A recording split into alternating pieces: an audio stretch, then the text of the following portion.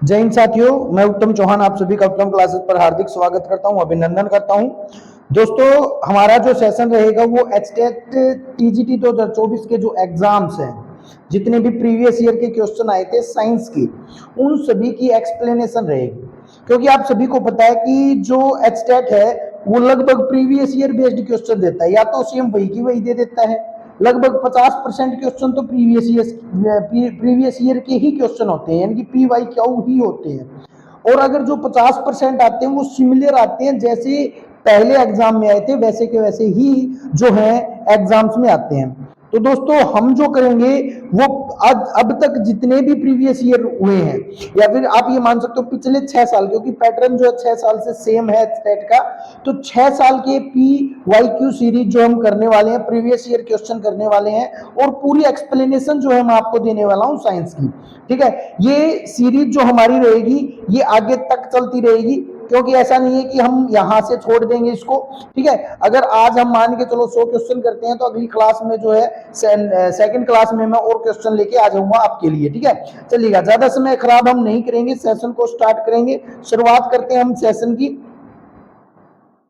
और जो हमारे क्वेश्चन हैं वो 91 से, आप सभी को पता साइंस का जो पैटर्न है वो 91 से होता है। 60 जो है आपके मार्क्स होते हैं, या 60 क्वेश्चन आते हैं। आप ये मान के चलो 50 प्लस स्कोर जो है हम इसके अंदर कर लेंगे, ऐसा टारगेट जो है हम लेकर चलने वाले हैं। ठीक है, टारगेट लेकर चलेंगे तो उसको गेन भी करेंगे, टेंशन मत लीजिएगा। चलिएगा, शुरू करते हैं। पहला क्वेश्चन देखिएगा, साइंस के जो क्वेश्चन आते हैं ना वो टेक्निकल आते हैं, बहुत अच्छे लेवल के क्वेश्चन आते हैं, तो आपको बहुत गहनता से इन क्वेश्चंस को समझना है। क्वेश्चन क्या है, इंग्लिश और हिंदी लेवल दोनों में है।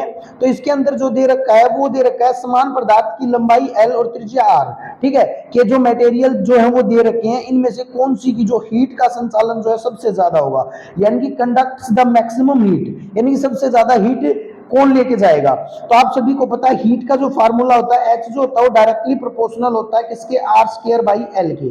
ठीक है, तो यहां पर आप सोल्व करके देख लो, जिसकी ज्यादा हो वही जो है आंसर होगा। सबसे पहला है 0.5 और लेंथ कितनी है 25। तो यहां पर आप करके देखोगे तो 0.5 का स्क्वायर, क्योंकि आर का स्क्वायर होगा, बाई 25। तो आप जब इसको सोल्व करोगे, सोल्व करके देख लेना, ये 0.01 आएगा। ठीक है, ये सोल्व कर लेना, मैंने सोल्व कर लिया है। आप मन ही मन आप जो है सोल्व कर सकते हो। दूसरा, एक का स्क्वायर एक ही रहेगा बाई 50, तो इसका जो आएगा आप सोल्व करके देख लेना, 0.02 आएगा। ठीक है, इसको जब सोल्व करोगे 1/5 का स्क्वायर बाई 75, जब इसको आप सोल्व करोगे तो ये 0.03 रहेगा। ठीक है, उसके बाद नेक्स्ट है ये 2 का स्क्वायर 4, और नीचे जो आएगा वो आएगा 100, और जब आप इसको सोल्व करोगे तो 0.04 आएगा। तो यहां पर आप देख सकते हो किसके अंदर ज्यादा हीट मतलब जो है कंडक्ट हो रही है, तो 0.04 जो है ज्यादा है, तो इसका आंसर जो होगा वो क्या हो जाएगा, 4 जो होगा वो आंसर हो जाएगा। तो आप याद रखना, नेक्स्ट आपके एग्जाम में या स्टेट के एग्जाम में हीट से रिलेटेड क्वेश्चन आ सकता है, तो आपको ये फार्मूला याद रखना है, हीट डायरेक्टली प्रोपोर्शनल होता है आर स्क्वायर बाई एल की। ठीक है, ये फॉर्मूला याद रखना, इसी फॉर्मूला बेस पर जो है आपके किसी और एग्जाम में जो है क्वेश्चन आपको देखने को मिलेगा। चलिएगा, नेक्स्ट क्वेश्चन की तरफ चलते हैं। बहुत आसान और इजी क्वेश्चन है, टेक्निकल क्वेश्चन है। कोई एक बॉल फेंकी जाती है, और फेंकने के बाद जो वो पकड़ ली जाती है, वो उसमें समय आपका कितना लगता है, 6 सेकंड लगता है। कोई बॉल फेंकी जाती है ऊपर की तरफ, ठीक है, यानी कि सिंपल सी बात है, यहां पर ग्रेविटी काम करेगी, और ग्रेविटी की वैल्यू जो है 10 मीटर पर सेकंड स्क्वायर दे रखी है। तो उसके बाद हाइट जो है आपको निकालनी है, हाइट क्या होगी। सबसे पहले तो एक बात बताओ, कुल टाइम दे रखा है, टाइम कितना दे रखा है, 6 सेकंड है, लेकिन ये टोटल टाइम दे रखा है, यानी कि जाने का भी टाइम है और ये आने का भी टाइम है। ठीक है, लेकिन हमें क्या निकालना, हाइट निकालना है। हम सभी को पता है जो हाइट का फॉर्मूला होता है वो होता है 1/2 जी टी का स्क्वायर, ये फॉर्मूला होता है। लेकिन यहां पर टाइम 6 सेकंड नहीं लेना बच्चा, क्यों नहीं लेना है, क्योंकि ये जाने और आने का समय है। तो केवल एक बार का टाइम जब लेंगे तो वो कितना हो जाएगा आपका, 3 सेकंड हो जाएगा। कितना सेकंड हो जाएगा, 3 सेकंड हो जाएगा। तो इस फार्मूले में टी को क्या रखना है, 3 सेकंड रखना है। तो 1/2 इनटू में 10, जी की वैल्यू 10 दे रखी है, इनटू में कितना, 3 का स्क्वायर यानी कि 9। इसको जब आप कट करोगे तो ये 5 आ जाएगा, 5 को 9 से मल्टीप्लाई करोगे तो 45 जो होगा इसका आंसर आ जाएगा। तो इसका आंसर क्या रहेगा? 45 रहेगा। वैसे भी आप करके देख लीजिएगा, 6 से अगर आप करके देखोगे तो ऑप्शन मैच नहीं करेगा। ज्यादा समय मैं नहीं लूंगा, तो इससे रिलेटेड अगर क्वेश्चन आए तो जो है आप इजिली जो है कर पाओगे। चलिएगा, नेक्स्ट क्वेश्चन आपके सामने है। इसके अंदर जो क्वेश्चन पूछ रखा है वो पूछ रखा है ट्रांसपीरेशन। ट्रांसपीरेशन क्या, मैं आपको बता देता हूं। जब किसी ट्रांसपीरेशन का मतलब होता है वाष्पोषण, यानी कि किसी चीज को जब हम गर्म करते हैं तो हीट मतलब जो वाटर वेपर निकलते हैं उसके बारे में पूछ रखा है। किसमें पूछ रखा है? जीरोफाइटिक में। जीरोफाइटिक क्या होते हैं आपसे पूछ सकता है। जीरोफाइटिक वे पौधे होते हैं जो कम पानी में पैदा होते हैं। कम पानी यानी कि मरुस्थल के अंदर जो वो पैदा होते हैं उनको हम क्या बोलते हैं? जीरोफाइटिक बोलते हैं। तो देखिएगा इसमें क्या पूछ रखा है ये देख लीजिए, कौन सा इसमें से नहीं है, अनुकूलता नहीं करता है। ये नोट कीजिएगा, ठीक है। देखिएगा, या हिंदी में ही करवा देते हैं, इंग्लिश में आप चेक करते रहिए। तना प्रकाश संश्लेषण का कार्य संभालता है, ये बिल्कुल ठीक है। क्यों? अगर स्टेम होगा, स्टेम का सरफेस एरिया कम होगा तो फोटोसिंथेसिस जो होगा वो क्या होगा? कम होगा। और फोटोसिंथेसिस अगर कम होगा तो आपका ट्रांसपीरेशन जो है वो भी क्या होगा? कम होगा। तो ये तो बिल्कुल ठीक है। उसके बाद presence of hairs in stomatal pits. अब मैं बात करूं, अगर किसी स्टेम के ऊपर स्टोमेटल है यानी कि एयर है, तो एयर होंगे तो उसका जो ट्रांसपीरेशन है वो क्या रहेगा? कम रहेगा। तो ये भी जो है आपकी जो है जीरोफाइटिक एडेप्टेशन को शो करता है। जीरोफाइटिक एडेप्टेशन का मतलब ये है कि पानी जो है वो बाहर नहीं जाना चाहिए पौधे से, सिंपल सी बात है। उसके बाद प्रेजेंस ऑफ कैरेटीन लेयर। अब एक बात बताओ भाई, सबसे पहले तो ये कैरेटीन प्रोटीन होता है और ये एनिमल के अंदर पाया जाता है, प्लांट में इसका कोई रोल नहीं होता। तो मेरे को तो आंसर मिल गया। आंसर तो यही होगा क्योंकि कैरेटीन वो प्रोटीन है जो आपके हेयर्स की फॉर्मेशन करता है, ये प्लांट में नहीं होता। और आप देख सकते हो presence of vaccine coating on the leaf. अगर कोई ऑयली कोटिंग अगर लीफ के ऊपर होगी तो भी पानी जो है पेड़ों से बाहर नहीं जाएगा, और पानी पेड़ों से बाहर नहीं जाएगा तो ये जो है आपका जीरोफाइटिक एडेप्टेशन कहलाएगा। ठीक है, तो इसका आंसर होगा 3।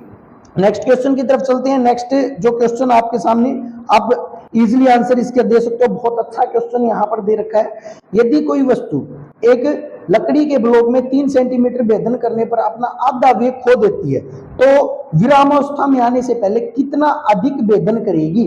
तो एक बात बताओ भी, इसने क्या कहा है कि हाफ में कितना सेंटीमीटर इसने डिक कर दिया, यानी कि 3 सेंटीमीटर जो है ये कर दिया इसने, किसमें भी? वुडन ब्लॉक के अंदर। यानी कि इसने अपना आधा वेग खो दिया जब लकड़ी के ब्लॉक में कितना भेदन किया? 3 सेंटीमीटर। तो पूरी में आने के लिए क्या करना पड़ेगा? कितनी सेंटीमीटर और जाएगी? क्योंकि इसकी वेलोसिटी घट चुकी होगी तो इसको कितना जाना पड़ेगा? 1 जाना पड़ेगा, यानी कि इसका राइट आंसर जो होगा 1 होगा। ठीक है, वैसे क्वेश्चन जो है थोड़ा कैलकुलेटिव पार्ट इसके अंदर ज्यादा है, ठीक है, इसलिए इसके अंदर मैं ज्यादा इसको सोल्व नहीं करवा रहा हूं। रीजन ये है कि आपके जो 5 क्वेश्चन जो आएंगे ना वो ऐसे आएंगे, वो बहुत जल्दी नहीं हो पाएंगे। ठीक है, इतना ज्यादा टाइम नहीं है कि मैं इसको बिल्कुल अच्छे से एक्सप्लेन कर पाऊं। नेक्स्ट देखिएगा, बहुत अच्छा क्वेश्चन है। निम्नलिखित में से कौन सा कथन जो है वो असत्य है? क्वेश्चन किससे है? स्टोन से है। किससे है? स्टोन से। सबसे पहले तो मैं आपको बता देता हूं, स्टोन एक प्रोटीन होता है। ये क्या होता है बच्चा जी? ये आपका एक प्रोटीन होता है जो क्या करता है? डीएनए बनाता है। क्या बनाता है? डीएनए जो है, डीएनए की पैकेजिंग में जो है सहायता करता है। ठीक है, ऐसे मान के चलो। तो इसके अंदर सबसे पहले तो आपको ये देखना कि रोंग आपको बताना है। ठीक है, तो histones are rich in lysine and arginine, ये बिल्कुल ठीक है। ये इसके अंदर जो सबसे ज्यादा आर्जिनिन और लाइसिन होता है। स्टोन्स का पीएच वैल्यू जो होती है वो 7 होती है, लेस देन 7 होती है। ये गलत है भी, क्योंकि कोई भी अच्छा प्रोटीन होगा ना उसकी पीएच वैल्यू जो है वो 7 से अधिक होगी। तो सिंपल सी बात है, इसका आंसर तो हमें मिल गया। आंसर क्या होगा बच्चा? इसका आंसर जो होगा क्या होगा भाई? आपका 2 जो होगा इसका आंसर होगा। An octamer of histones is presence in nucleosome, ये बिल्कुल ठीक बात है। 5 टाइप ऑफ स्टोन्स जो वो, ये 5 टाइप के जो है आपके स्टोन प्रोटीन जो होते हैं, तो ये H1 है, H2A है, H2B है और आपका H3 है और H4 है। ये स्टोन प्रोटीन होते हैं जो डीएनए पैकेजिंग करते हैं। चलिएगा नेक्स्ट पर चलते हैं। नेक्स्ट हमारा जो क्वेश्चन है बहुत शानदार, जानदार और दमदार जो है आपके सामने क्वेश्चन है। क्वेश्चन सारे दमदार हैं। ठीक है, क्वेश्चन क्या दे रखा है? प्राचीन काल में रेलवे ट्रैक में वेल्डिंग एक रासायनिक अभिक्रिया द्वारा करते थे जिसे थर्माइट प्रक्रम कहते थे। तो आप एक बात याद रखना, ये थर्माइट प्रोसेस क्या होता है, ये क्वेश्चन आपसे पूछा जा सकता है। ये थर्माइट प्रोसेस की डेफिनेशन इसके अंदर दे रखी है। थर्माइट अभिक्रिया में एक धातु ऑक्साइड का दूसरे धातु के द्वारा विस्थापन होता है। विस्थापन का मतलब डिस्प्लेसमेंट होता है। तो इनमें से कौन सी थर्माइट अभिक्रिया है? तो डिस्प्लेसमेंट का मतलब तो आपको पता ही है, कम reactive element highly reactive element को जब डिस्प्लेस करते हैं उसको हम डिस्प्लेसमेंट बोलते हैं। तो यहाँ पर आपका जो है एल्यूमिनियम ऑक्साइड बनेगा, तब जाके आपकी क्या होगी, आपकी थर्माइट प्रक्रिया होगी। तो यहाँ पर मैग्नीशियम ऑक्साइड का तो कोई फंडा ही नहीं है, जिंक का भी नहीं है। अब बचते हैं दो ऑप्शन आपके पास, एक तो एल्यूमिनियम और मतलब एल्यूमिनियम जो है फेरिक ऑक्साइड के साथ रिएक्शन करती है। तो यहां पर एक बात याद रखिए, थर्माइट जो प्रक्रिया जो होती है इसमें आपके एल्यूमिनियम रिड्यूस करता है किसको, रिड्यूसिंग आयरन ऑक्साइड। तो ये किसको रिड्यूस करता है, आयरन ऑक्साइड को रिड्यूस करता है एल्यूमिनियम। ये थर्माइट प्रोसेस होता है। तो यहाँ पर एल्यूमिनियम किसको रिड्यूस कर रहा है, इसको रिड्यूस कर रहा है। तो इसका आंसर जो हो जाएगा वो क्या हो जाएगा, आपका डी जो होगा वो आपका आंसर हो जाएगा।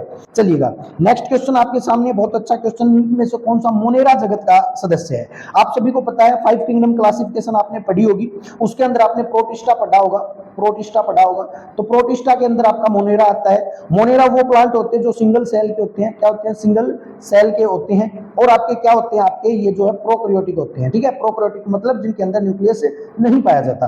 तो मोनेरा में ब्लू ग्रीन एल्गी जिसको हम साइनोबैक्टीरिया बोलते हैं बिल्कुल आता है, ये ठीक है। ये नोट वाला बताना भी आपको। अच्छा एक बात याद रखना, एचटेट में एक बात हमेशा याद रखना, नोट वाले क्वेश्चन पूछे जाते हैं, नहीं है इनमें से कौन सा। माइकोप्लाज्मा ये बिल्कुल मोनेरा जगत का है। मोनेरा जगत का मतलब बहुत छोटे एनिमल जिनको हम नंगी आंखों से नहीं देख सकते, जैसे बैक्टीरिया, वायरस है। उसके बाद आपकी स्लिम मोल्स है और जो है मेथेनोजीन है। तो आपका जो स्लिम मोल्स जो है आपके ये वाले, ये यूकैरियोटिक एनिमल होते हैं। ठीक है, तो ये आपके यूकैरियोटिक होंगे। तो इसमें से मोनेरा में कौन नहीं आएगा, स्लिम मोल्स नहीं आएंगे। तो आपको ये याद रखना है, ये अवपंक फफूंद जो होते हैं ये नहीं आएंगे, क्योंकि मल्टी सेलुलर होते हैं, मल्टी सेलुलर ऑर्गेनिज्म होते हैं और यूकैरियोटिक ऑर्गेनिज्म होते हैं। ठीक है, तो इसका राइट आंसर जो होगा वो क्या होगा बच्चा, 3 होगा। नेक्स्ट क्वेश्चन पर चलते हैं। नेक्स्ट क्वेश्चन आपके सामने बहुत अच्छा क्वेश्चन है। इसमें आपको बताया एसेंशियल पार्ट आपको बताना है। कैसा बताना है, एसेंशियल पार्ट। सबसे पहले तो आपको ये पता होना चाहिए कि एसेंशियल जो है पार्ट क्या होता है। एसेंशियल पार्ट का मतलब क्या होता है, तो ये होते हैं रिप्रोडक्टिव पार्ट, जो रिप्रोडक्शन में सहायता करते हैं। क्या करते हैं, एसेंशियल पार्ट्स का मतलब क्या होते हैं, जो रिप्रोडक्शन करते हैं। तो प्लांट का रिप्रोडक्टिव पार्ट कौन कौन से हैं, तो आपको पता होगा प्लांट के अंदर भी एक मेल पार्ट होता है फ्लावर के अंदर, और एक फीमेल पार्ट होता है, एक मेल और एक फीमेल। ये मैं बात कर रहा हूं प्लांट फ्लावर की। ठीक है, मेल जो पार्ट होता है उसको हम बोलते हैं स्टेमन। क्या बोलते हैं बच्चा जी, स्टेमन बोलते हैं, स्टेमन। और स्टेमन में कौन कौन होते हैं, स्टेमन में एंथेरोफिलामेंट होते हैं। और फीमेल पार्ट जो होता है उसको हम बोलते हैं पिस्टाइल। क्या बोलते हैं बच्चा जी, पिस्टाइल होते हैं, जिसमें हम स्टिग्मा, स्टाइल एंड ओवरी करते हैं। स्टिग्मा, स्टाइल एंड ओवरी करते हैं। स्टेमन में कौन कौन होते हैं, मेल पार्ट में कौन कौन होते हैं, एंथर एंड फिलामेंट होते हैं, एएफ। मैं शॉर्ट में आपको बता रहा हूं बस। ठीक है, तो इसमें कहा है कौन से जो है कोड यूज होंगे। ठीक है, एसेंशियल मतलब रिप्रोडक्टिव पार्ट जो है वो कौन कौन से हैं। देखिए सबसे पहले पेटल। पेटल क्या होता है, फ्लावर के बाहर जो पंखुड़ी होती है उसको पेटल बोलते हैं, ये तो होगा नहीं। पिस्टाइल बिल्कुल होगा। पेडुकल्स जो होंगे वो पेडुकल्स जो पकड़ने वाले होते हैं वो पेडुकल्स होते हैं। स्टेमन बिल्कुल होगा, ये मेल पार्ट है।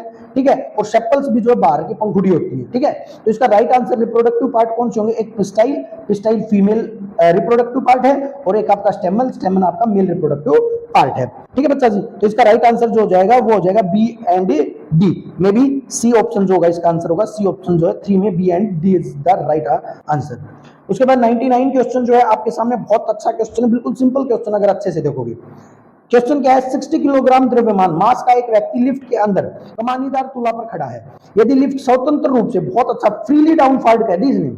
एक बात याद रखना बच्चा, अभी भी फिजिक्स में ये क्वेश्चन आ जाए ना कि कोई चीज फ्रीली डाउन फाल्ट हो रही है, या फिर आप ये कह दे no air presence, no air presence, या फिर आपसे कह दे वैक्यूम में कोई चीज चल रही है, किसमें, वैक्यूम में, या फिर कह दे फ्रीली, तो वहां पर एक बात याद रखना, वहां पर जी की वैल्यू जो हो बच्चा वो क्या हो जाएगी, 0 हो जाएगी। और जब जी 0 हो जाता है ना तो सभी वैल्यूज जो होती है क्या हो जाती है, 0 हो जाती है। तो यहाँ पर जी 0 होने का मतलब क्या है, इसका राइट आंसर क्या हो जाएगा, 0 is the right answer.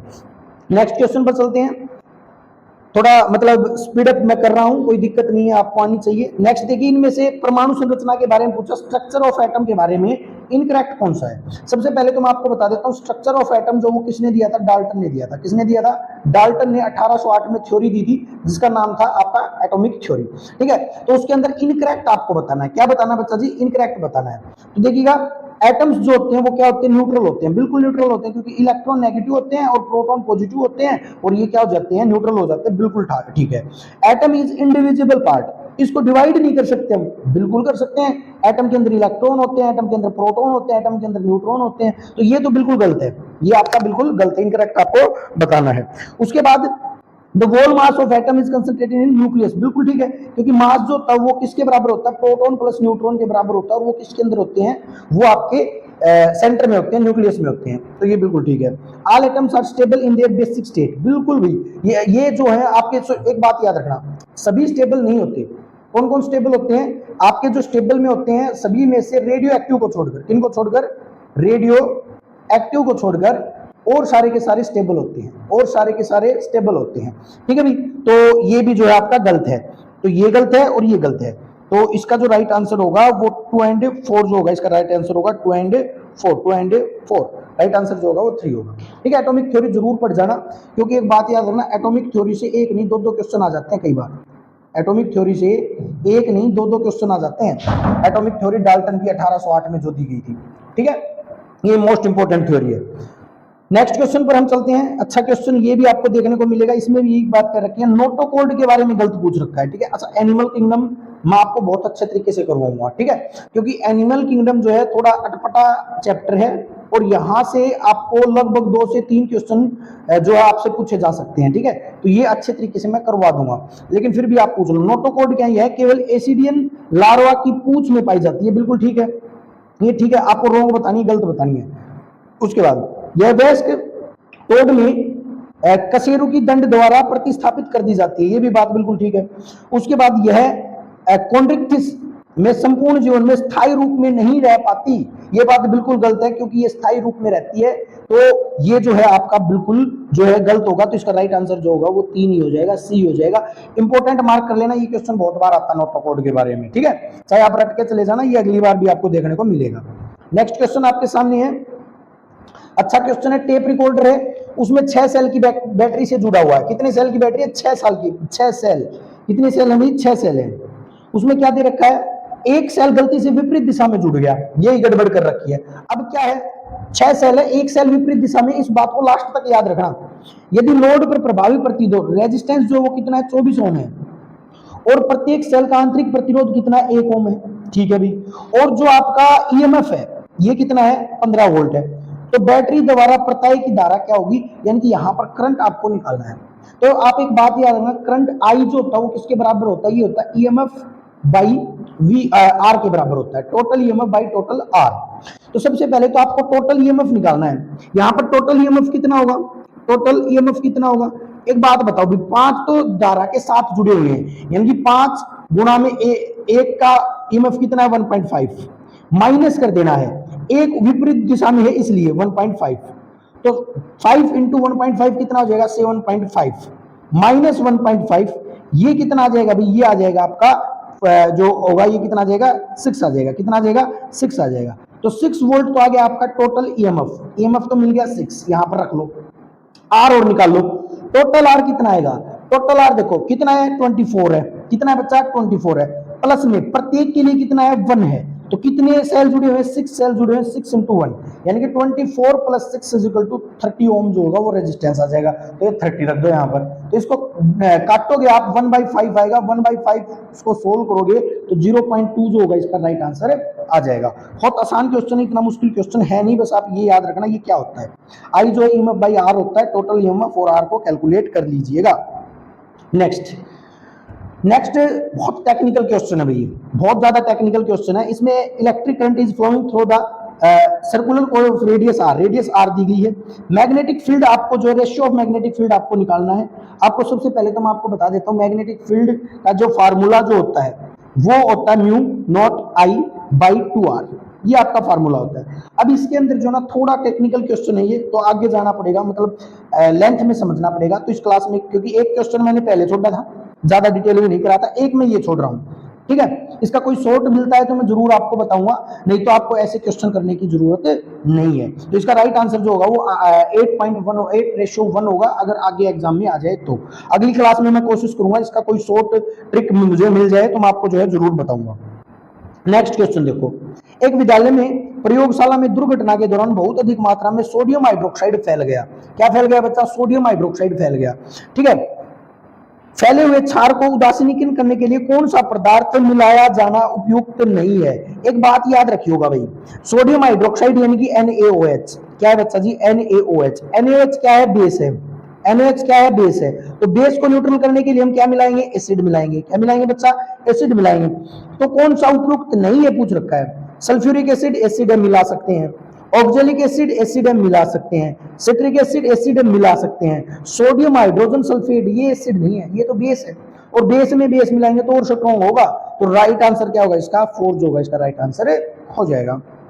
Next question भाई, बहुत अच्छा क्वेश्चन जो है यहाँ पर जो है ये भी दिया गया है। क्वेश्चन क्या दे रखा है यहाँ पर? दो कणों में P1 और P2 के लिए विस्थापन समय दिया गया है। यानी कि ये क्वेश्चन जब कर पाओगे जब आपको क्या आता होगा? टाइम डिस्प्लेसमेंट का ग्राफ आता होगा। क्या आता होगा बच्चा जी? टाइम डिस्प्लेसमेंट का ग्राफ अगर आपको आता होगा तो। फिर भी चलो कोशिश करते हैं। इसमें क्या कहा गया? P1 के लिए जो है आपको कितना डिग्री एंगल दिया गया? 30 एंगल दिया गया। तो ये लिख लिया भाई मैंने P1 के लिए 30 की वैल्यू क्या दी गई है? 30 की वैल्यू गई है 30। ठीक है जी। तो VP1 क्या हो जाएगा आपका? VP1 क्या हो जाएगा? तो हमें सभी को पता है टाइम डिस्प्लेसमेंट ग्राफ में VPN जो होगा वो क्या होगा? टेंजेंट 30 होगा। कितना होगा? टेंजेंट 30। ये आपको पता होना चाहिए टाइम डिस्प्लेसमेंट ग्राफ। तो टेंजेंट 30 की वैल्यू कितनी होती है? 1/√3 होती है। ठीक है जी। P2 के लिए एंगल कितना दिया गया है? 45। तो टेंजेंट 45 की वैल्यू कितनी होती है? टेंजेंट 45 की वैल्यू 1 होती है। कितनी होती है बच्चा? 1 होती है। तो इसने आंसर क्या पूछ रखा है? VP1 बाई VP2 पूछ रखा है। P1 क्या दिया है? 1/√3 दिया है। तो ये आंसर क्या आ जाएगा? 1/√3 आ जाएगा। तो 1/√3 को जब हम तोड़ेंगे तो 1/√3 जो होगा इसका राइट आंसर होगा। तो इसका राइट आंसर क्या आ जाएगा? 1 आ जाएगा। ठीक है, आप इसको ऐसे कर सकते हो। नेक्स्ट क्वेश्चन की तरफ चलते हैं। जीवाश्म ईंधन के जलने से नाइट्रोजन में कौन सा ऑक्साइड उत्पन्न होता है? तो एक बात आप याद रखिएगा बेटा, जब भी कोई चीज जलेगी ना, जीवाश्म जलेगा, तो नाइट्रोजन का एक तो नाइट्रोजन ऑक्साइड, एक नाइट्रोजन डाइऑक्साइड, एक नाइट्रस ऑक्साइड N2, ये तीन ही जो है प्रोडक्ट रिलीज होंगे, और सभी को छोड़ दो। डायरेक्ट क्वेश्चन है, ज्यादा कुछ इसके अंदर है नहीं। नेक्स्ट क्वेश्चन दे रखा है किसी एटम की वैलेंसी बतानी है। तो वैलेंसी हम सभी को पता है इलेक्ट्रॉन के ऊपर निकलती है। वैलेंसी का मतलब होता है कमी, इलेक्ट्रॉन की कमी, और इलेक्ट्रॉन बराबर होते हैं प्रोटॉन के। तो किसी भी चीज के प्रोटॉन आपको पता होना चाहिए। प्रोटॉन की वैल्यू कितनी दे रखी है? 3 दे रखी है। अब जब हम 3 की कॉन्फ़िगरेशन निकालेंगे तो 2s1 आएगी, यानी कि ये 1 जो होगी इसकी कॉन्फ़िगरेशन होगी। ठीक है, या फिर 2 1 करके ऐसे भी आप कॉन्फ़िगरेशन निकाल सकते हो। ये आपको निकालनी आनी चाहिए। अगर आपको नहीं आती है, मैं एक बार सारे 6 ईयर के ये करवा देता हूँ प्रीवियस ईयर, उसके बाद में वो मोस्ट इंपोर्टेंट टॉपिक आपको करवा दूंगा जहां से बार बार क्वेश्चन आते हैं। तो इसका राइट आंसर क्या होगा? 1 होगा। ठीक है, टेंशन मत लीजिएगा, सारे क्वेश्चन ये मैं जो आपको करवा दूंगा। नेक्स्ट देखो भाई, नेक्स्ट क्वेश्चन बहुत अच्छा है, लेंथी क्वेश्चन है थोड़ा। अच्छा ये बात याद रखिए, लिथियम की कॉन्फ़िगरेशन थी भाई। 3 प्रोटॉन किसके पास होते हैं? लिथियम के पास जो है 3 प्रोटॉन होते हैं। उसके बाद देखो प्रतिरोध जो है आपको दिया गया है 50 ओम का। एक चल कुंडली धारा मापी पूर्ण पैमाने से विक्षेपण देता है, और इसके अंदर जो धारा जो दी गई है, धारा का प्रवाह जो दिया गया है वो कितना दिया गया है? 0.5 मीटर एम्पियर दिया गया है। इसको एम्पियर में काउंट कर लीजिएगा। और वोल्ट मीटर में जो है 10 वोल्ट जो है प्रास दिया गया है। कितना दिया गया है? 10 वोल्ट जो है वो रेंज दी गई है। सिंपल सी बात है। निकालना क्या है? रेजिस्टेंस निकालना है। क्या निकालना है? रेजिस्टेंस। रेजिस्टेंस का फॉर्मूला आप याद कर लीजिएगा, V/Ig होता है। R जो होगा वो V/Ig होगा, और माइनस G होगा। माइनस क्या होगा बच्चा जी? माइनस जो होगा वो G होगा। और यहां पर G जो है वो क्या दिया गया है? ये दिया गया है गैल्वेनोमीटर ऑफ रेजिस्टेंस। रेजिस्टेंस का गैल्वेनोमीटर का रेजिस्टेंस दिया गया है। ठीक है, यहां पर V क्या दिया गया है? V जो दिया गया है वो दिया गया है 10 वोल्ट। कितना दिया गया है? 10 वोल्ट। बाई Ig जो वो कितना दिया गया है? Ig दिया गया है 0.5 मीटर एम्पियर दिया गया है। तो इसको एम्पियर में काउंट करेंगे तो 0.0005, क्योंकि 100 हो जाएगा ना बेटे में, तो ये एम्पियर में हो जाएगा। माइनस G की वैल्यू कितनी दी गई है? 50 दी गई है। सोल्व कर लो, सिंपल सॉल्यूशन है, कुछ इसके अंदर नहीं है। इसको जब हम सोल्व करेंगे तो ये कितना बच जाएगा? ये बच जाएगा 20,000। माइनस में कितना हो जाएगा? 50 हो जाएगा। तो 20,000 में से 50 जाएगा तो 19,950 जो होगा इसका राइट आंसर हो जाएगा। ठीक है, सिंपल जो है क्वेश्चन आपको दिया गया है। नेक्स्ट क्वेश्चन देखिए, पेंडुलम से क्वेश्चन आया गया है। अच्छा एक बात याद रखिए, पेंडुलम का फॉर्मूला होता है टाइम का, वो होता है 2πt=2π√L/G। आपको कुछ नहीं करना है, आपको केवल किसकी वैल्यू देखनी है? L और G की वैल्यू देखनी है। ठीक है, तो इसमें T2/T1 दिया गया है। कितना दिया है? T2, इसमें भी इसको लेंथ थी पूरा सोल्व करना पड़ेगा भाई, इजिली नहीं हो पाएगा, पूरा सोल्व करना पड़ेगा। इसको जब हम देखेंगे सारी चीज कट के लास्ट में 2 ही बचेगा, ठीक है, सब कट जाएंगे, पाई से पाई, टी से टी, एल से एल, सब कट जाएंगे क्योंकि वैल्यू जो है सभी सेम दे रखी है, ठीक है, क्योंकि कोई भी वैल्यू दुगनी तिगनी तो दे नहीं रखी, तो लास्ट में 2 बचेगा, तो राइट आंसर जो होगा इसका 2 होगा, ठीक है। चलिएगा, नेक्स्ट क्वेश्चन जो आपके सामने दिया गया है वो किस प्रोसेस से दिया गया है, वो दिया गया है टेम्परेचर बढ़ाने पर क्या होगा, इंक्रीज टेम्परेचर बढ़ाने पर, ठीक है, कौन सी फेनोमेना होगी। तो देखो ताप बढ़ाने पर क्या होगा, सबसे पहले evaporation, flowing phenomena would increase, क्या क्या इंक्रीज होगा, इवोपरेशन बिल्कुल इंक्रीज होगा, सोल्युबिलिटी बिल्कुल इंक्रीज होगी, कंप्रेशन ऑफ गैस ये तो घटेगा, ये नहीं होगा, इवोपरेशन बिल्कुल इंक्रीज होगा, डिफ्यूजन बिल्कुल इंक्रीज होगा, एक्सपेंशन का मतलब होता है खुलना गैस होगा, तो ये भी इंक्रीज होगा, तो इसका राइट आंसर जो होगा वो 2 ही हो जाएगा, ठीक है, ठीक है, तो गैस खुलेंगी, डिफ्यूजन होगा, इवोपरेशन होगा। नेक्स्ट क्वेश्चन है 111वां क्वेश्चन है, ये भी क्वेश्चन इतना ज्यादा मुश्किल नहीं है, क्योंकि इसके अंदर क्या है कि लेड नाइट्रेट को, लेड नाइट्रेट क्या होता है, PbNO3 ऑल ट्वाइस को हीट देने पर क्या रिलीज होगा। एक बात याद रखना, इसको जब हम हीट देंगे ना तो ये बनेगा 2PbO, यानी कि लेड ऑक्साइड बनेगा, और लेड ऑक्साइड का कलर जो है कैसा होता है, येलो होता है, तो आप याद रखिएगा इसका कलर जो होगा वो क्या होगा, येलो रहेगा, तो ये पीला अवशेष जो वो बचेगा, इसका राइट आंसर क्या होगा, 4 जो होगा इसका राइट आंसर हो जाएगा। एथिल अल्कोहल के विकृतीकरण के, विकृतीकरण मतलब डीनेचुरेशन, तो डीनेचुरेशन के लिए कौन सा काम आएगा, तो सबसे पहले याद रखिएगा डीनेचुरेशन के लिए मिथेनॉल तो बिल्कुल काम आएगा, वाटर तो काम नहीं आएगा भी, विनेगर भी नहीं आएगा, ठीक है, विनेगर भी काम नहीं आएगा, तो विनेगर को काट दो, विनेगर और वाटर जहां पर भी है काट दो, ठीक है, तो मिथाइल, मिथेनॉल, कॉपर सल्फेट और पायरिडीन जो है इसका राइट आंसर हो जाएगा।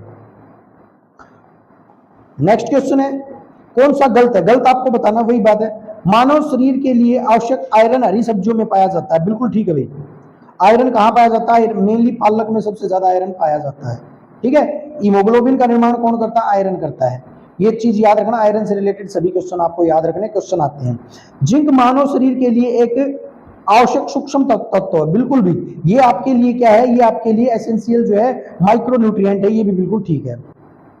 मानव के संतुलित आहार के लिए वसा एवं खनिज पदार्थ आवश्यक पोषक तत्व नहीं है, तो भाई फैट एंड मिनरल तो आवश्यक तत्व है, मिनरल के बिना तो काम चलेगा ही नहीं, राइट आंसर यही हो जाएगा, गलत बताना, आपको आगे पढ़ना ही नहीं है, और ऐसे आगे आप पढ़ सकते हो। ऊर्जा उत्पन्न कौन कौन करते हैं, तो कार्बोहाइड्रेट, फैट एंड प्रोटीन, ये 3 जो है आपकी क्या एनर्जी को जो है रिलीज करते हैं, ठीक है, यही 3 एनर्जी रिलीज करते हैं, और आपकी विटामिन और मिनरल्स जो होते हैं वो किसी प्रकार की एनर्जी नहीं देते, ये भी आपको याद रखना है। चलिएगा, नेक्स्ट क्वेश्चन आपके सामने है, निम्नलिखित में से कौन सी परिस्थिति में एक पात्र में भरे हाइड्रोजन अणुओं के माध्यम से दूरी में वृद्धि होगी। देखिएगा क्वेश्चन ये भी अच्छा है, क्वेश्चन ये भी अच्छा है, देखो सिंपल सी बात है, इसने क्या कहा है, इसने ये कहा मॉलिक्यूल्स के बीच में डिस्टेंस बढ़ेगी, तो सबसे पहले तो देखो वृद्धि होनी चाहिए, इंक्रीज होगी, इंक्रीज बताना है, देखिए पात्र में से कुछ हाइड्रोजन गैस का रिसाव हो जाए। अब एक बात बताओ भाई, पात्र में से अगर कोई हाइड्रोजन गैस रिलीज होगी, निकल गई, तो हाइड्रोजन गैस क्या हो जाएगी, hydrogen gas would increase, hydrogen gas increase हो जाएगी नहीं हो जाएगी, हाइड्रोजन गैस के अणुओं के बीच में जो बंधन है वो इंक्रीज हो जाएगा नहीं हो जाएगा, तो ये बिल्कुल ठीक है। हाइड्रोजन गैस के पात्र का आयतन, अगर आयतन बढ़ गया तो सिंपल सी बात है, तो हाइड्रोजन जो हाइड्रोजन के मॉलिक्यूल्स जो हैं उनके अंदर गैप भी क्या हो जाएगा, बढ़ जाएगा, तो ये बिल्कुल गलत है। एक बंद पात्र में उपस्थित हाइड्रोजन गैस पर दाब बढ़ाकर, तो सिंपल सी बात, जब दाब बढ़ाएंगे तो हाइड्रोजन के मॉलिक्यूल्स के बीच में भी प्रेशर जो होगा वो भी क्या हो जाएगा, बढ़ जाएगा, डिस्टेंस भी क्या हो जाएगी, इंक्रीज हो जाएगी, तो ये भी बात जो है आपकी, एक मिनट रुकिएगा भाई, दाब बढ़ाने पर, तो दाब बढ़ाएंगे तो इंक्रीज होगा, लेकिन यहां पर तो हमें क्या करना है, डिस्टेंस बिटवीन मॉलिक्यूल करना है, तो ये गलत होगा भाई। पात्र का आयतन बढ़ाए बिना पात्र में अतिरिक्त हाइड्रोजन गैस भरना, तो भाई अगर हम अतिरिक्त गैस भर देंगे तो मॉलिक्यूल्स जो है, डिस्टेंस जो होगी वो मॉलिक्यूल्स के बीच में वो तो कम हो जाएगी, हमें तो बढ़ानी है भाई, बढ़ेगी कैसे, जब गैस रिसाव हो जाएगी तो जगह बन जाएगी, आयतन बढ़ जाएगा तो भी जो है डिस्टेंस बढ़ जाएगी, तो ये 2 राइट आंसर होंगे, तो 1 और 2 आंसर हो जाएगा। नेक्स्ट क्वेश्चन, एक रेडियो धर्मी तत्व जो वो दे रखा है कि प्रारंभिक संख्या व अर्धायु 100 दिनों के साथ 9.6 इंटू 10⁻26 है, 500 दिनों के बाद जो है आपकी अक्षित रहने वाले परमाणुओं की संख्या जो है वो क्या जो है रहेगी, ठीक है भाई। चलिएगा, हाफ लाइफ जो वो दे रखी है, कितनी दे रखी है, क्वेश्चन को करने की कोशिश करते हैं, बनाने की कोशिश करते हैं, थोड़ा क्वेश्चन तो लेंथी हो जाएगा। हाफ लाइफ कितनी दे रखी है, ये दे रखी है 100 डेज। तो सबसे पहले तो आपको ये पता होना चाहिए कि जो आपके इनिशियल नंबर ऑफ एटम जो हैं वो कितने हैं। तो इनिशियल नंबर ऑफ एटम है 9.6 इंटू 10⁻26। ठीक है जी। हाफ टाइम के लिए जो वो कितने हैं, हाफ टाइम कितना है, ये है 100 डेज। ठीक है भाई।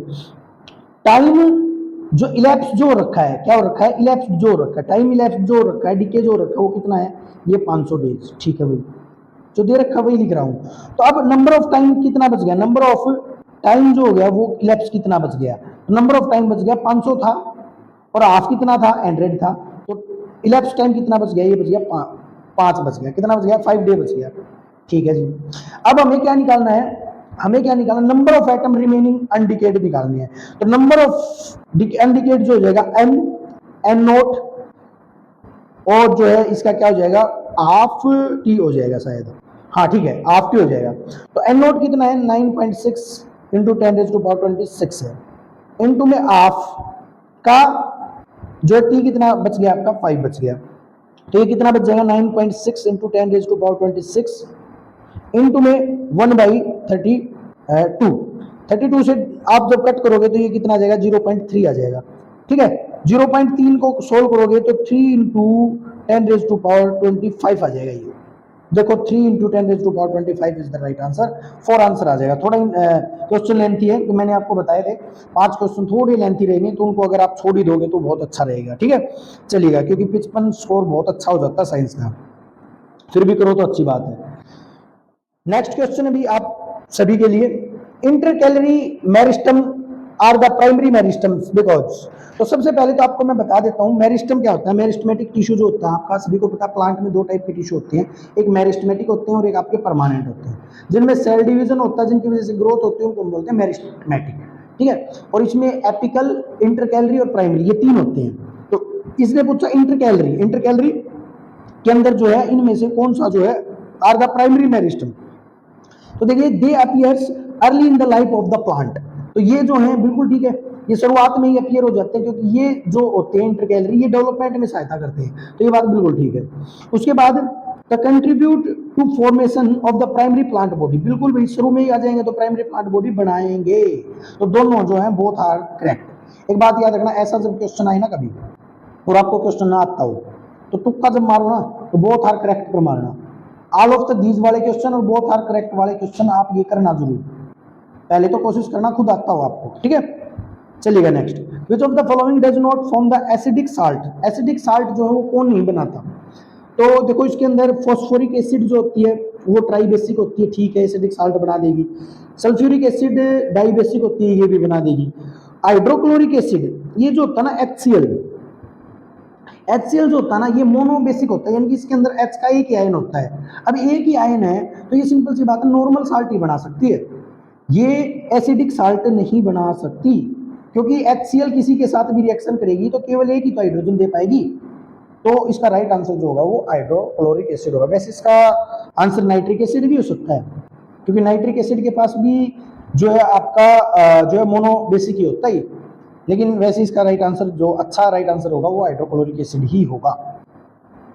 नेक्स्ट, एक झील की सतह से 10 मीटर नीचे, 10 मीटर नीचे एक तैराक पर क्या दाब होगा। तो आप सभी को पता है प्रेशर जो होता है उसका फार्मूला जो होता है वो म्यू GH होता है, ग्रेविटी इंटू में हाइट होता है। ठीक है, तो इसके अंदर आप सभी को पता है जो डेंसिटी ऑफ वाटर म्यू जो होगी वो कितनी होगी, 1000 होगी, इंटू में जी जो होगा वो कितना होगा, 9.8 होगा। उसमें के बाद जो हाइट जो दे रखी है वो 10 दे रखी है। इसको सोल्व करोगे तो लगभग जो है 98.1 ये इसके करीब आएगा, यानी कि ये आ जाएगा पास्कल। और जब हम पास्कल को एटमॉस्फेयर में कन्वर्ट करेंगे तो लगभग जो है ये 10 के करीब रहेगा, 10 एटमॉस्फेरिक रहेगा भाई। जो है 1000 इसके नीचे करेंगे तो इसका 10 एटमॉस्फेरिक प्रेशर जो है लगभग, एन एवरेज बात कर रहा हूं मैं, तो ऐसे क्वेश्चन को एन एवरेज से ही हम कर सकते हैं। उसके बाद दांतों की एनामल, आप सभी को पता है एनामल जो है hardest part of our body होता है। दांतों के ऊपर एक लेयर पाई जाती है जिसको हम एनामल बोलते हैं, जो किसकी बनी होती है, कैल्शियम जो है आपकी फॉस्फेट की बनी होती है, कैल्शियम फॉस्फेट से बनी होती है आपकी क्या भी एनामल होती है। ठीक है, तो एनामल का जो नेचर जो होता है वो बेसिक होता है, ये सभी को पता है, ये बेसिक नेचर की होती है। आसान क्वेश्चन है, ज्यादा इसमें कुछ है नहीं समझाने का। Endothelium of blood vessel is, तो आपकी जो ब्लड वेसल्स जो होती है उसकी एंडोथेलियम जो होती है वो किस प्रकार के टिश्यू से बनी होती है? तो आप सभी को पता है जो एपिथेलियम टिश्यू जो होता है वो आपका 4 प्रकार का होता है, स्क्वैमस, क्यूबोइडल और क्लोमस और सिलिएटेड। ठीक है, तो ये जो होता है आपका, ये आपका स्क्वैमस से बना होता है क्योंकि इसके अंदर सिंगल लेयर होती है। ब्लड वेसल में कैसी लेयर होती है? सिंगल, और सिंगल वाले कैसे होते हैं? स्क्वैमस एपिथेलियम होते हैं। तो आपको टिश्यू का टॉपिक भी जो है, क्योंकि 2 क्वेश्चन आ चुके थे, टिश्यू का टॉपिक भी मैं बहुत अच्छे से आपको करवा दूंगा, टेंशन मत लेना। और आपको जो मतलब पीडीएफ है या फिर एचटेट का कंटेंट जो है साइंस से रिलेटेड, मैं सारा कंटेंट हैंड रिटन नोट्स वगैरह सारा जो है हमारे टेलीग्राम चैनल उत्तम क्लासेस जॉब न्यूज पर डाल दूंगा। उत्तम क्लासेस जॉब न्यूज, यहाँ से आप ले लेना। ठीक है, यहाँ पर मैं डाल दूंगा और डाल भी रखा। बायोलॉजी का तो लगभग सारा कंटेंट बहुत अच्छा हैंड रिटन डाल रखा मैंने। उसके बाद क्वेश्चन ये भी अच्छा है, 2 ध्वनि तरंगों के अंदर इंटरफेरेंस के कारण जो है आवाज सुनाई देती है। एक बात याद रखना, ध्वनि तरंग कितनी है? 2 है। ठीक है, ध्वनि की तीव्रता जो है वो कितनी है? ये जो 100 मिली है। ठीक है, 100 मिली सेकंड है। चलिएगा, मैक्सिमम जो है दोनों तरंगों की आवृत्तियों के बीच में अंतर क्या होगा? तो सबसे पहले तो फ्रीक्वेंसी को आपको पता होगा, फ्रीक्वेंसी 1/t होती है, इनवर्सली प्रोपोर्शनल होती है टाइम के। ठीक है जी, यहाँ पर टाइम कितना दिया गया है? 1 का दिया गया 100 मिली सेकेंड। ठीक है जी, 2 का कितना हो जाएगा? 200 मिली सेकेंड हो जाएगा। ठीक है जी, उसके बाद 200 को जब सेकंड में काउंट करेंगे तो ये 0.2 सेकंड हो जाएगा। ठीक है, यहाँ तक मेरे हिसाब से कोई दिक्कत नहीं आनी चाहिए। टाइम टू 0.2 सेकंड हो जाएगा तो फ्रीक्वेंसी 1/0.2 हो जाएगी। तो जब आप इसको सोल्व करोगे तो 5 हर्ट्ज जो है वो फ्रीक्वेंसी निकल के आ जाएगी। ठीक है, तो फ्रीक्वेंसी का फार्मूला आपको पता होना चाहिए, 1/t होता है। और समय आपको दे रखा है, लेकिन ये समय एक धारा का दे रखा है, लेकिन यहाँ पर कितनी है? 2 साउंड वेव है, याद रखना। ठीक है, नेक्स्ट क्वेश्चन, निम्नलिखित में से खाद्य पदार्थ व पादप बाद जिनसे प्राप्त होते हैं वो कौन सा है? गलत बताना है भाई, इसमें भी क्या बताना है? रॉन्ग बताना। देखो यहाँ पर बच्चे कंफ्यूज हो जाएंगे। यहाँ पर गेहूं फल है, इसको ठीक कराएंगे बेटा, सभी को पता गेहूं अनाज है। ठीक है, लेकिन हम बायोलॉजी के अंदर किसी भी चीज को फ्रूट ही मानते हैं, अनाज को हम क्या मानते हैं? फ्रूट ही मानते हैं। तो ये रीजनिंग बेस्ड क्वेश्चन हम गलत कराएंगे। इसका जो राइट आंसर जो होगा, इसमें गलत पूछ रखा है तो वो होगा आपका अदरक। इसने दे रखी है अदरक जो है वो क्या दे रखी है? जड़ दे रखी है, लेकिन अदरक जो होती है वास्तव में क्या होती है? ये मॉडिफाइड स्टेम होती है, तना होता है। ये जितने भी ना, आलू है आपका, अदरक है आपकी, हल्दी है आपकी, अरबी है, ये सारी की सारी स्टेम होती है। तो इसका राइट आंसर जो होगा वो स्टेम होगा। गलत मत कर देना क्वेश्चन को।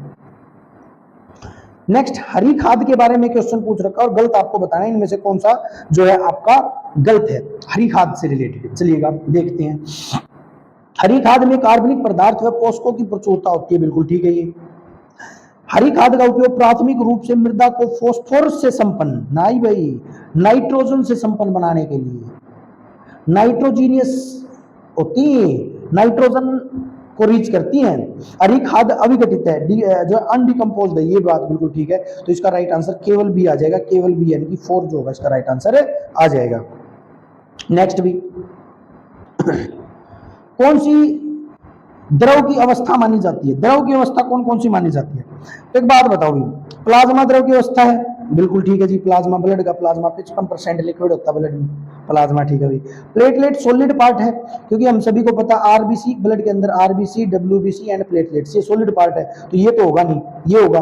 द्रव अवस्था पूछी ना, बीईसी। अब इसने शॉर्ट में लिख रखा है इसलिए बच्चे कंफ्यूज हो सकते हैं, सर ये बीईसी क्या होता है? तो मैं आपको बिल्कुल क्लियर कर देता हूं। बीईसी जो होता है वो बोस आइंस्टीन कंडेंसेट, यानी कि जो आपका लिक्विड है उसकी 5th स्टेज जो होती है, 5th स्टेट जो होती है ऑफ मैटर जो होती है वो है ये आपकी। तो ये भी लिक्विड स्टेट है। और एक होता है बेंजीन हेक्साक्लोराइड, ये आपका सॉलिड क्रिस्टल स्टेट है। ठीक है, तो इसका राइट आंसर 1 और 3 हो जाएगा, 1 और 3 इसका राइट आंसर हो जाएगा। नेक्स्ट क्वेश्चन, मज्जा कोशिकाओं को बनाए रखने वाली कोशिकाओं को क्या कहते हैं? तो आप सभी को पता है जितनी भी बोन मैरो जो होती हैं, तो बोन से रिलेटेड एक शब्द है ओस्टियो, और ओस्टियोसाइट्स, साइट्स का मतलब होता है बनाने वाली, और क्लास्ट का मतलब होता है बिगाड़ने वाली, तोड़ने वाली। तो ये बात है आप याद रखना, ओस्टियोसाइट्स होंगी। क्या होंगी बच्चा? ओस्टियोसाइट्स होंगी। चलिएगा, बहुत अच्छा, प्रोबेबिलिटी से क्वेश्चन है ये। क्वेश्चन जो है ये मेंडल की जो ब्रीड है ना उससे क्वेश्चन है। इसके अंदर आप पढ़ लीजिएगा, इसने जीनोटाइप्स दे रखे हैं, WW, कैपिटल X और स्मॉल x, कैपिटल वाई और स्मॉल वाई और दोनों कैपिटल। यहां पर एक बात याद रखना, यहां पर कितनी प्रोबेबिलिटी बन रही है, 1 2 3 और 4, यानी कि टोटल प्रोबेबिलिटी कितनी है, टोटल प्रोबेबिलिटी जो वो कितनी है 4 है। ठीक है, कितनी है टोटल, बस आप एक बात याद रखना, टोटल कितनी 4, वैसे दे भी रखी है सभी चारों जीन। ठीक है, चारों 4 दे रखे हैं, 4 जीन्स हैं, तो नीचे 4 आएगा। तो सबसे पहले तो हम इनका जीनोटाइप बनाने की कोशिश करते हैं। तो सबसे पहले जो WW का जीनोटाइप बनाते हैं, तो हमें पता है जो WW जो है वो इमोजाइगस है, इमोजाइगस का मतलब सेम है। तो यहाँ पर जो है केवल एक जो प्रोबेबिलिटी बनेगी, और x, कैपिटल X और स्मॉल x की प्रोबेबिलिटी बनेगी 1/4, और कैपिटल Y और स्मॉल y की प्रोबेबिलिटी भी 1/4, और कैपिटल Z और कैपिटल Z की जो प्रोबेबिलिटी है ये भी होमोजाइगस हो गया, इसकी हो जाएगी 1। तो टोटल प्रोबेबिलिटी जो हो जाएगी 1 × 1/4 × 1/4 × 1, तो कितना आ जाएगा 1/16 जो होगा इसका राइट आंसर हो जाएगा, 1/16 इज द राइट आंसर, ये प्रोबेबिलिटी आ जाएगी। ठीक है, तो ऐसा क्वेश्चन आने की संभावना है, आप अच्छे से कर लीजिएगा। नेक्स्ट क्वेश्चन, नेक्स्ट क्वेश्चन जो आपको दे रखा है वो आपको क्या दे रखी है, आप देख सकते हो यहाँ पर फ्रीक्वेंसीज दे रखी हैं। ठीक है, वेवलेंथ, सॉरी वेवलेंथ दे रखी है। यहाँ पर कितनी किस किस की दे रखी है, एक्सरे की 1 जो एंगस्ट्रॉम होती है, बिल्कुल ठीक है। विजिबल लाइट की 5000 होती है, अल्ट्रावायलेट रेडिएशन की 2000 होती है, और इंफ्रारेड की जो है वो 10,000 होती है।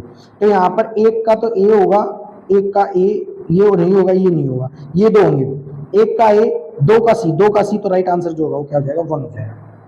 ठीक है, तो सभी की वेवलेंथ और सभी की फ्रीक्वेंसी, ये जितनी भी आपकी नॉन मैकेनिकल वेव है उनकी ये जो है फ्रीक्वेंसी आप याद कर लीजिएगा, वेवलेंथ याद कर लीजिएगा। नेक्स्ट क्वेश्चन, भूकंप पैदा कहां पर होता है, तो आप सभी को पता है अर्थ जो होता है ना, अर्थ के 3 पार्ट होते हैं। जो सबसे ऊपर वाला पार्ट जो होता है ना, इसको हम बोलते हैं अर्थ क्रस्ट। क्या बोलते हैं बच्चा जी, अर्थ क्रस्ट बोलते हैं। ये सबसे ऊपर वाला जो पार्ट होता है जो 100 किलोमीटर का होता है, ये क्वेश्चन भी आपसे पूछा जा सकता है, यहीं पर भूकंप आता है, एक बात याद रखना, आंसर तो इसका अर्थ क्रस्ट हो जाएगा। बीच वाला जो होता है इसको हम बोलते हैं मेंटल। क्या बोलते हैं बच्चा जी, मेंटल बोलते हैं। ये जो होती है आपकी 2400 किलोमीटर की होती है, क्वेश्चन आपसे पूछा जा सकता है। और नीचे वाला जो होता है वो होता है कोर एरिया, ठीक है, अर्थ का। ये जो होता है ये आउटर कोर 5100 किलोमीटर, प्लस में इनर कोर जो होता है वो 6378 किलोमीटर। ये याद रखिएगा, ये स्टेट में क्वेश्चन पूछे जाते हैं, इसलिए मैंने थोड़ा डिटेल आपको बताई है। नेक्स्ट क्वेश्चन, नेक्स्ट क्वेश्चन वही करेक्ट क्वेश्चन जो है, करेक्ट आपसे पूछ रखा है, इनमें से कौन सा जो है वो करेक्ट है। ठीक है, देखिएगा, वर्गीकरण में स्पीसीज एक अपरिवर्तनीय इकाई है। एक बात बताओ, स्पीसीज अपरिवर्तनीय हो सकती है? नहीं हो सकती, क्योंकि कोई भी स्पीसीज जो ना वो इवोल्यूशन के अकॉर्डिंग यानी कि चेंज हो जाती है, यानी कि टेम्परेचर को देखकर या परिस्थितियों को देखकर चेंज हो जाती है। तो ये स्टैटिक यूनिट तो नहीं है, ये गलत है। Species do not change with time, time के साथ चेंज नहीं होती भाई, ये टाइम के साथ चेंज नहीं होती बच्चा जी, ये कंडीशंस के अकॉर्डिंग चेंज होती है। परिस्थिति की तंत्र पढ़ाना, कंडीशन मतलब परिस्थिति के अनुसार चेंज होती है, तो ये भी गलत है। ठीक है, तो both are incorrect, both are incorrect, देख लेना, डी आंसर जो होगा इसका राइट आंसर होगा। निम्नलिखित में से कौन सी जीवित कोशिकाओं की कोशिका भित्ति पर छिद्र पाए जाते हैं? तो सेल के ऊपर जो सेल जो होती है ना, सेल उसके ऊपर जो छिद्र पाए जाते हैं वो कौन से होते हैं? देखिए, बास्ट सेल, वेसल्स। पहले तो मैं आपको बता देता हूँ, वेसल्स जो होती हैं इन पे छिद्र तो पाए जाते हैं, लेकिन ये डेड सेल होती हैं, ये डेड सेल होती है। यहाँ पर लिविंग सेल के बारे में क्वेश्चन है, तो ये तो होगा नहीं। ट्रैकेड्स, ट्रैकेड्स जो होते हैं इनके अंदर गड्ढे पाए जाते हैं, क्या पाए जाते हैं? गड्ढे पाए जाते हैं, ये भी आंसर नहीं होगा। स्यू सेल्स, ये ठीक है भाई, यहाँ पर छिद्र पाए जाते हैं। और स्यू सेल्स वो होती हैं जो एक सेल के साइटोप्लाज्म को दूसरे सेल के साइटोप्लाज्म से जोड़ती हैं। ये भी एक एस्टेट के एग्जाम में आया था स्यू सेल के बारे में, और स्यू सेल की ही टाइप है बास्ट सेल। आप याद रखना, इसका राइट आंसर जो होगा वो 4 होगा, स्यू सेल इज द राइट आंसर। उसके बाद है 131, ये न्यूमेरिकल जो है ना, ये इस मतलब 2022 का शायद, ये 2022 वाले में बहुत ज्यादा रखे हैं, अब इतने ज्यादा नहीं आते, 2023 में बहुत कम थे। यहां पर देखिए, एक transparent cube contain small air bubbles, it's apparent distance जो है वो कितनी है? 2 सेंटीमीटर है, और एक फेस की जो डिस्टेंस है वो कितनी है? 50 सेंटीमीटर। अच्छा, ये क्वेश्चन जो है ना रियल डेप्थ और अपीरेंट डेप्थ के ऊपर होगा, रियल डेप्थ और अपीरेंट डेप्थ। तो आपको पता होना चाहिए जो आपका रिफ्लेक्टिव इंडेक्स है, आपका रिफ्लेक्टिव इंडेक्स जो है इसका फार्मूला जो होता है वो आपको पता होना चाहिए। म्यू जो होता है वो आपका real depth by apparent depth होता है। तो यहां पर आप रियल डेप्थ निकालोगे ना, तो ये क्या आ जाएगा? म्यू इंटू में अपीरेंस डेप्थ आ जाएगी। ठीक है, यहां से ये क्वेश्चन पूरा हो जाएगा। ठीक है, क्योंकि एक में कितनी दे रखी है? एक में अपीयरेंस डेप्थ दे रखी है 2 और एक में कितनी दे रखी है 5, ठीक है। और जो आपका रिफ्लेक्टिव इंडेक्स 1.5 दे रखा है, तो आप देख लो 1.5 इंटू में 2 और 1.5 इंटू में 5, ठीक है। वो ये हो गया 3 और ये हो गया आपका 7.5। तो इनको टोटल को जोड़ोगे ना तो 10.5 जो होगा इसका राइट आंसर हो जाएगा। 10.5 जो होगी ये आपकी रियल लेंथ हो जाएगी। चलिएगा नेक्स्ट क्वेश्चन आपके सामने है। कार्बनिक यौगिकों के लिए निम्नलिखित में से कौन से कथन सही नहीं है? कौन सा कथन सही नहीं है, ये क्वेश्चन आपसे पूछा गया है। सही नहीं है, पहले नहीं कर लो भाई काउंट। अधिकांश कार्बन यौगिक विद्युत के सुचालक होते हैं। नहीं भाई, कुचालक भी होते हैं, केवल कुछ ही सुचालक होते हैं, जैसे कि ग्रेफाइट। केवल ग्रेफाइट ही सुचालक होता है भाई, और तो सारे कुचालक होते हैं। तो ये बिल्कुल गलत है। अधिकांश कार्बन यौगिकों में आयनिक बंध होते हैं। नहीं भाई, कोवलेंट बॉन्ड भी होते हैं और आयनिक बॉन्ड, कोवलेंट बॉन्ड ज्यादा होते हैं, कोवलेंट बॉन्ड ज्यादा होते हैं, तो ये भी बिल्कुल गलत हो जाएगा। कार्बनिक यौगिक के अणुओं के मध्य में आकर्षण बल बहुत प्रबल नहीं होता, ये बिल्कुल ठीक है। तो यहाँ पर तो हमें गलत वाले बताने ना, तो ये गलत हो जाएगा। मेथेनॉल एसिटिक अम्ल में एसीटोन और कार्बन यौगिक हैं, ये भी ठीक है भाई। तो ये ठीक है, तो ये गलत हो जाएगा क्योंकि हमें गलत वाले बताने हैं, बस ये बात याद रखना, ठीक है। तो इनमें कौन कौन से गलत हैं? तो ये 2 सही हैं और ये 2 गलत हैं, तो ए और बी जो होगा इसका राइट आंसर हो जाएगा। नेक्स्ट क्वेश्चन भी थोड़ा जल्दी जल्दी करते हैं, टाइम जो है ज्यादा हो गया। कौन सी स्टेटमेंट जो है वो रॉन्ग है? स्टेटमेंट रॉन्ग बतानी है, तो यहाँ पर देखिएगा, the storage of energy and consumer level is known as secondary productivity, ठीक है। तो सेकेंडरी प्रोडक्टिविटी कहते हैं, इनमें रॉन्ग बतानी, बिल्कुल ठीक है भाई। जहां पर हम एनर्जी स्टोर करते हैं सेकेंडरी में ही होती है, बिल्कुल ठीक है। इकोसिस्टम की मैं बहुत अच्छी क्लास देने वाला हूं, क्योंकि इकोसिस्टम से लगभग 5 क्वेश्चन मान के चलना, ठीक है, 1.5 से 2 घंटे की। वैसे मेरे यूट्यूब चैनल पर पहले वाली पड़ी भी है वीडियो, लेकिन नहीं बना दूंगा मैं, टेंशन मत लेना। मैक्सिमम एनर्जी जो स्टोर होती है वो प्रोड्यूसर लेवल में होती है, ये भी बिल्कुल ठीक है। जो प्रोड्यूसर है प्लांट, सबसे ज्यादा एनर्जी इन्हीं में होती है, क्योंकि जैसे जैसे हम नीचे जाते हैं वैसे वैसे 10% का एनर्जी ह्रास होता रहता है। Ecosystem term was coined bye Odum. नहीं भाई, ओडम ने इकोसिस्टम नहीं दिया, ओडम तो इकोलॉजी के फादर हैं, इन्होंने तो इकोलॉजी दी थी। इकोसिस्टम किसने दी थी? इकोसिस्टम शायद टांसले ने दी थी, बिल्कुल टांसले ने दी थी, टांसले ने दी थी। तो इसका राइट आंसर यही हो जाएगा, क्योंकि इसने रॉन्ग पूछ रखा है, तो 3 is the wrong. Rate at which the organic molecule are formed at the called the gross primary productivity, ये भी बिल्कुल ठीक है। तो गलत आपको बताना, गलत आपका जो है ओडम वाला हो जाएगा। फिर गलत को बता रखा है, मैं याद रखना एक्सटेट में रॉन्ग ज्यादा पूछते हैं। टेंडन एक कनेक्टिव टिश्यू है, बिल्कुल भी। टेंडन क्या होता है पहले तो मैं बता देता हूँ। टेंडन जो होता है वो आपका मसल बोन को बोन से जोड़ता है, उसको हम क्या बोलते, बोन को मसल के साथ जोड़ने वाले को टेंडन और बोन को बोन से जोड़ने वाले को लिगामेंट बोलते हैं। स्मूथ मसल जो है इनवॉलेंटियर होती है, ये बिल्कुल ठीक है। रेड मसल्स मायोग्लोबिन होती है, ये बिल्कुल ठीक है।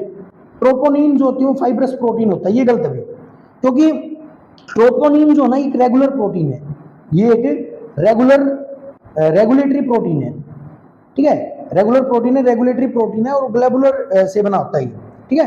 तो फाइब्रस प्रोटीन नहीं है, ग्लोबुलस प्रोटीन है। डाल्टन, देखो मैंने आपको बताया था डाल्टन की एटॉमिक थ्योरी जो है आप अच्छे से कर लीजिएगा, मैं करवा दूंगा इस थ्योरी से। दूसरा क्वेश्चन है डाल्टन एटॉमिक थ्योरी 1808 में जो दी गई थी, ये किसके ऊपर बेस है, ये आपसे जो है क्वेश्चन पूछ रखा है। मास का कंजर्वेशन होता है, बिल्कुल भी मास संरक्षित रहता है, इस साइड और इस साइड, प्रोडक्टिव साइड और जो है रिएक्टेंट साइड सेम रहता है मास, ये बिल्कुल ठीक है, ठीक है। उसके बाद लॉ ऑफ कांस्टेंट प्रोपोर्शन, बिल्कुल भी प्रोपोर्शन भी जो है वो क्या रहेगा, कांस्टेंट रहेगा। ये लॉ ऑफ रेडियो एक्टिविटी नहीं है भाई, ये गलत है भाई। तो 3 जहां जहां दिख रहा है काट दो, 3 3 3, राइट आंसर जो होगा वो क्या जाएगा, ये आ जाएगा। क्योंकि हमें पता है डाल्टन की थ्योरी में कहीं पर भी रेडियो एक्टिविटी की जिक्र नहीं किया गया है, ठीक है भाई। चलिएगा, Which of the following metals present in anode mud during the electrolysis refining of copper? तो आप याद रखना, ये फैक्चुअल क्वेश्चन है, फैक्ट के क्वेश्चन बहुत अब तो ज्यादा देखने को मिल गए, पहले बहुत कम आते थे स्टैट साइंस में। तो इलेक्ट्रोलाइसिस रिफाइनिंग के अंदर जो है इसका किसका प्रयोग किया जाता है, गोल्ड का प्रयोग किया जाता है। कौन सी क्रॉप जो है वो दुमट्टी फसल मृदा में नहीं होती? तो दुमट्टी में कौन नहीं होती, धान नहीं होती भाई। यहाँ पर तो धान दिख रहा है, क्योंकि धान की खेती के लिए हमें बारीक चिकनी मिट्टी चाहिए, बारीक चिकनी मिट्टी चाहिए। नेक्स्ट आपके सामने क्वेश्चन है, बेकिंग सोडा और सोडा एस यौगिक में कौन सा तत्व उभयनिष्ठ है? बहुत बढ़िया भाई। तो देखो सबसे पहले तो आपको पता होना चाहिए बेकिंग सोडा का फार्मूला क्या होता है, NaHCO3, ठीक है। और सोडा एस का फॉर्मूला क्या होता है Na2CO3, sodium carbonate, sodium bicarbonate. तो इसमें उबेनिस्ट केवल H है, केवल क्या है हाइड्रोजन जो है वो उबेनिस्ट है, तो hydrogen is the right answer, hydrogen उबेनिस्ट है, इसका जो है आपका कॉमन है, नॉट कॉमन, ठीक है, not common. Simple harmonic motion, देखो सिंपल हार्मोनिक मोशन ये आपको थ्योरी करनी पड़ेगी, तो इनमें से कौन सा सिंपल हार्मोनिक नहीं है, sin AT square B tan theta, tan ये नहीं होगा भी, सिंपल हार्मोनिक नहीं होगा, क्योंकि ये जो है पीरियोडिक सेंस दिखा रहा है, ये क्या दिखा रहा है, tan थीटा वाला पीरियोडिक सेंस दिखा रहा है, ठीक है, ये आपको करना पड़ेगा, ये क्वेश्चन जो है थोड़े टेक्निकल है, पीरियोडिक सेंस दिखा रहा है। अब आप कहोगे सर ज्यादा टेक्निकल आप क्वेश्चन क्यों नहीं करा रहे, क्योंकि देखो ये तीसरा चौथा क्वेश्चन होगा जो मैं छोड़ रहा हूँ, क्योंकि बेटा एक बात याद रखना 5 से 10 क्वेश्चन ऐसे आएंगे जो किसी से नहीं होंगे, बड़े से बड़ा मास्टर भी नहीं कर पाएगा, तो हमें तो एक्सटेट करना है, तो आप करो, इतना बड़ा आपको करने की जरूरत नहीं है। निम्नलिखित में से किस ग्रह में सबसे अधिक उपग्रह हैं, तो आज के टाइम पर शनि के उपग्रह सबसे ज्यादा है, मून उपग्रह की जगह मून भी यूज कर सकता है, किसके चंद्रमा सबसे ज्यादा है, तो उपग्रह सबसे ज्यादा किसके हैं, शनि के हैं, आज के टाइम पर 274, मार्च की डिटेल बता रहा हूँ, मार्च तक 274 उपग्रह, 274 मून थे इसके पास। बहुत अच्छा क्वेश्चन यहाँ पर भी आपको देखने को मिल रहा है। Torque of 50 newton metre acting on the wheel at rest, अच्छा व्हील जो है वो रेस्ट पर, ये बात याद रखना, rotating through the 200 radians in 5 second, 5 second में रोटेट कर रहा है, थोड़ा लेंथी बन गया भाई ये तो क्वेश्चन। एंगुलर एक्सेलरेशन जो है वो क्या होगा, एंगुलर एक्सेलरेशन जो है वो क्या होगा, चलिएगा जी, एंगुलर एक्सेलरेशन का जो थीटा जो फॉर्मूला जो होता है वो mu T plus 1/2 alpha T square होता है। एक मिनट में देख लेता हूँ, एंगुलर डिस्प्लेसमेंट कितनी दे रखी है 200 रेडियन, तो यहाँ पर मैं लिख लेता हूँ थीटा एंगुलर डिस्प्लेसमेंट दे रखी है 200, ठीक है, टाइम जो दे रखा है वो कितना दे रखा है, टाइम दे रखा है 5 सेकेंड, ठीक है जी।